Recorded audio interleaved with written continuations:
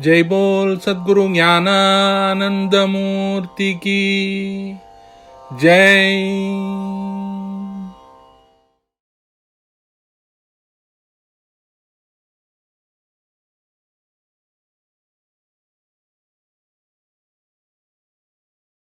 गुरुर्ब्रह्मा गुरुर्विष्णु गुरुर्देवो महेश्वरः गुरुः साक्षात् परं ब्रह्म तस्मै श्री गुरवे नमः। मन्दस्मितमुकाम्भोजं महनीय गुणार्णवं मधुराभाषिणं शान्तं सर्वभूतदयापरं भक्तवात्सल्यजलधिं परमानन्दविग्रहं ज्ञानानन्दं प्रपन्नोऽस्मि निर्मलज्ञानसिद्धये। ॐ। The ancient Greeks gave the world the intellectual values, the Romans political values, and the Abrahamic religions the moral values, while Sanatana Dharma gave the world its spiritual values, said Dr. Sarvapalli Radhakrishnan, the second president of India. While this is a generalization, it has a good degree of truth in it. It is the principles of Sanatana Dharma that are responsible for harmony, constant evolution, tolerance, and flourishing of diverse groups of people within single civilizations. The Indian subcontinent historically is a prime example of that. Although that is not the case now, we are not here to discuss that today. To understand Sanatana Dharma, we have to first understand the meaning of the two words Sanatana and Dharma. Sanatana means something that is eternal and infinite, while the word Dharma comes from the root word Dhari, which means to hold together or to unify. So, Sanatana Dharma translates as the eternal laws that hold together. Sanatana Dharma is the bedrock of reality, the eternal principles and everlasting values on which life is based, regardless of creed, country, culture, religion, or era. Thus, even within the explanation of its name, Sanatana Dharma is non discriminatory and is common to all. The earliest manifestation of Sanatana Dharma dates back more than 5000 years to the Upanishads and Vedas, the visionary records of direct encounters of anonymous sages with transcendent reality. It is considered one of the oldest form of belief systems since the inception of the world. Sanatana Dharma is a broad term that does not refer to any specific religion. Rather, it emphasizes the importance of each individual exploring their spiritual self based on their personal experience. In the Tamil language, one of the oldest languages in the world, one of the words God is referred to is Kadavul. Actually, if you split the word, Kadavu means direction or pathway, and Ul means within. So, God is something you find when you take the direction within yourself, is what the very word for God in Tamil depicts. So, one can see the correlation between Sanatana Dharma and the word for God, Kadavul, in the Tamil language, giving us an idea of what was truly encouraged by our ancestors thousands of years ago. There is no place for doubt in Sanatana Dharma. It encourages us to ask questions incessantly about the nature of reality. The moment Sanatana Dharma takes an organized form where the seeker has no scope for exploration and self discovery, it ceases to be Sanatana Dharma.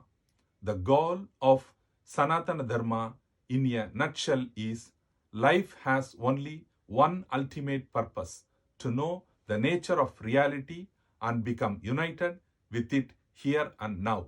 The essence of Sanatana Dharma can be summarized by these three propositions. 1. The basis of consciousness is in the undying spirit called Atman, which is present in every being. 2. There are ways by which we can discover this eternal spirit ourselves, not after death, but here on earth. 3. Making this discovery, that is, realizing your own self, is the supreme purpose of life. This ultimate goal of Sanatana Dharma is called moksha, which translates roughly to self realization, to be one with your true transcendent self and see reality the way it is. To see your true self, there are multiple ways, and no way is superior or inferior. It completely depends on an individual's personal choice. This is what differentiates Sanatana Dharma from all forms of organized religion. Sanatana Dharma is the superset from which other Indic dharmas such as Buddhism, Jainism, and Sikhism have evolved, as well as countless of other subsets that are mostly grouped together as Hinduism. All of these groups have their own way of attaining the ultimate goal, moksha. The similarities between Sanatana Dharma and Hinduism in the broader sense are many. Both are a diverse system of thought marked by a range of philosophies and shared concepts.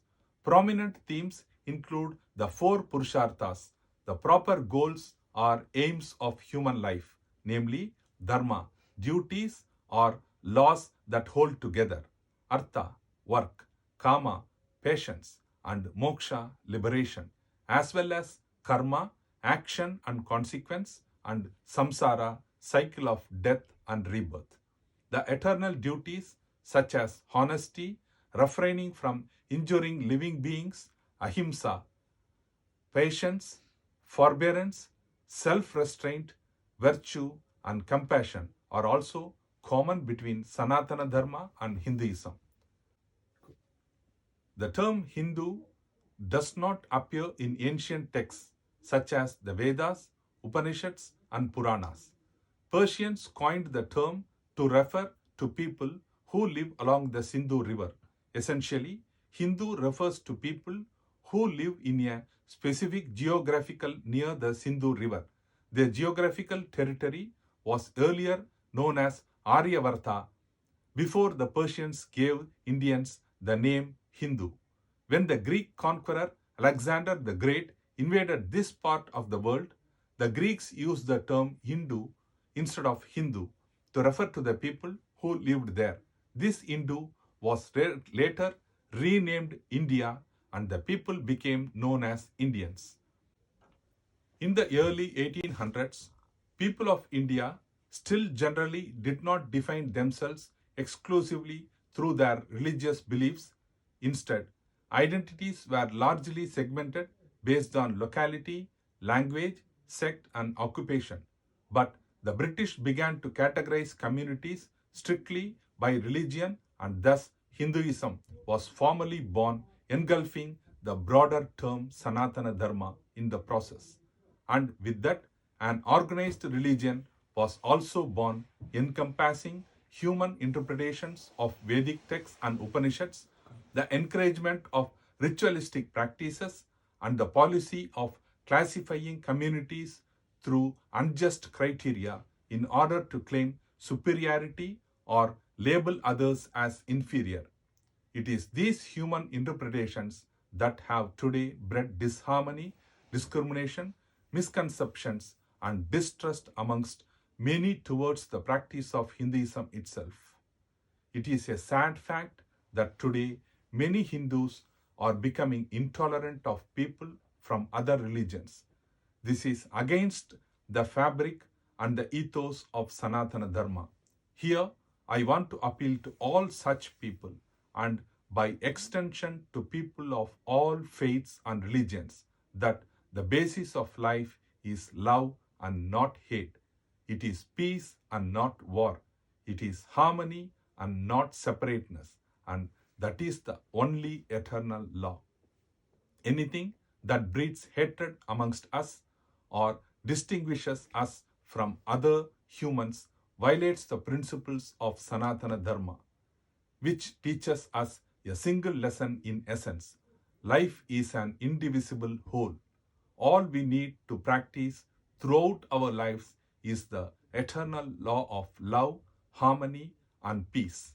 And the only enemies that we need to conquer are our own fear, suspicion, and anger. Om.